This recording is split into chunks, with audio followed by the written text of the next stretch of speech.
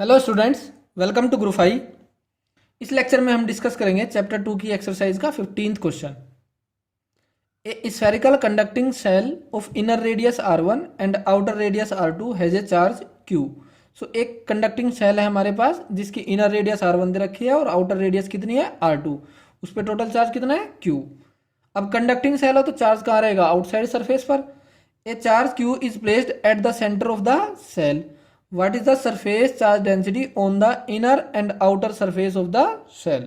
So ये है हमारे पास एक spherical conducting cell।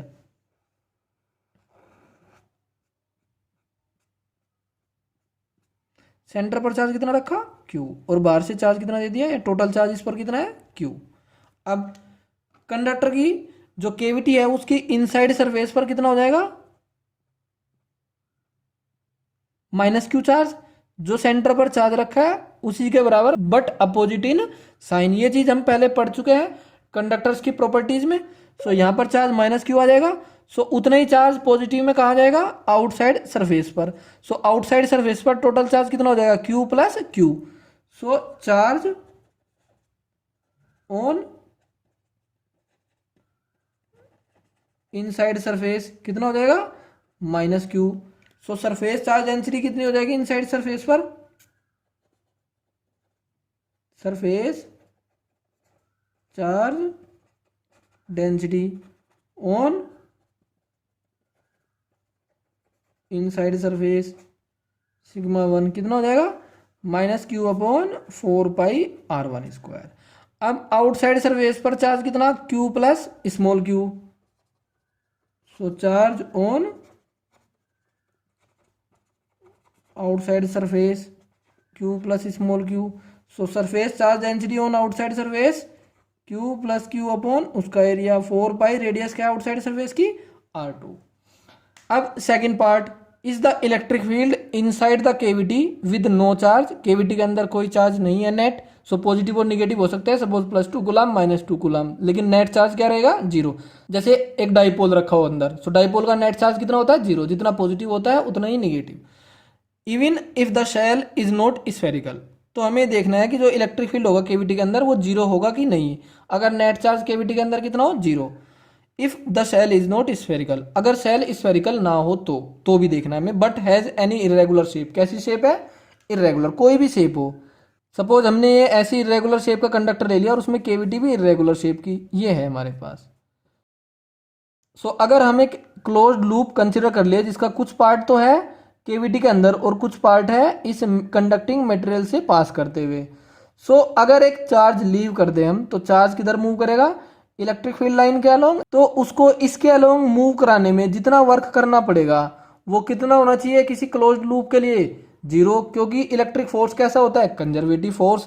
सो कंजर्वेटिव फोर्स के लिए वर्क डन कितना होना चाहिए क्लोज्ड लूप के लिए? जीरो। बट यहां से यहां तक तो जीरो नहीं होगा, लेकिन इसके आगे इलेक्ट्रिक फील्ड है ही नहीं है। सो यहां से यहां तक का वर्क नॉन जीरो होगा, क्योंकि डिस्प्लेसमेंट भी इधर और इलेक्ट्रिक फील्ड भी इधर। सो पॉजिटिव होगा यहां से यहां तक, और अगर ऐसे लेके आएंगे तो निगेटिव होगा। सो वर्क जीरो नहीं होगा फॉर क्लोज्ड लूप। लेकिन हमें पता है कि कंजर्वेटिव नेचर है, तो इस क्लोज लूप के अलोंग नेटवर्क क्या होना चाहिए? जीरो। लेकिन ऐसा नहीं आ रहा। एक बार और देख लो जरा, अगर चार्ज को इस पॉइंट से लेके जाए हम और यहां तक वापस ले आए इस लूप के थ्रू, सो यहां से यहां तक, सो इलेक्ट्रिक फील्ड सपोज ऐसे और डिस्प्लेसमेंट भी ऐसे, इलेक्ट्रिक फील्ड ऐसे डिस्प्लेसमेंट भी ऐसे। सो यहां से यहां तक तो वर्क होगा नॉन जीरो, और यहां से यहां तक वर्क जीरो है, क्योंकि कंडक्टर के अंदर इलेक्ट्रिक फील्ड क्या? जीरो। इलेक्ट्रिक फील्ड जीरो है तो इलेक्ट्रिक फोर्स जीरो है। सो यहां से यहां तक कोई वर्क नहीं होगा, और यहां से यहां तक है नॉन जीरो। तो पूरे लूप के लिए वर्क डन कैसा हो गया? Non zero. लेकिन किसी भी क्लोज्ड लूप के लिए वर्क हमेशा कैसा आना चाहिए? Zero, due to conservative nature of electric force. So ये पॉसिबल नहीं है कि अंदर इलेक्ट्रिक फील्ड नॉन जीरो हो जाए। सो वर्क डन जीरो कब होगा? जब अंदर जो यहां से यहां तक के लिए भी वर्क है वो जो नॉन जीरो आ रहा है वो जीरो हो जाए। और ये वर्क जीरो कब आएगा? जब इलेक्ट्रिक फील्ड जीरो हो जाए, क्योंकि डिस्प्लेसमेंट तो जीरो है नहीं। सो यहां से यहां तक हर एक पॉइंट पर इलेक्ट्रिक फील्ड जीरो होगा, तो ही वर्क जीरो आएगा। सो कैसी भी किसी भी शेप की केविटी हो, अगर केविटी के अंदर नेट चार्ज जीरो है, सो केविटी के किसी भी पॉइंट पर अगर हम चेक करेंगे तो इलेक्ट्रिक फील्ड क्या आएगा, zero. So the electric field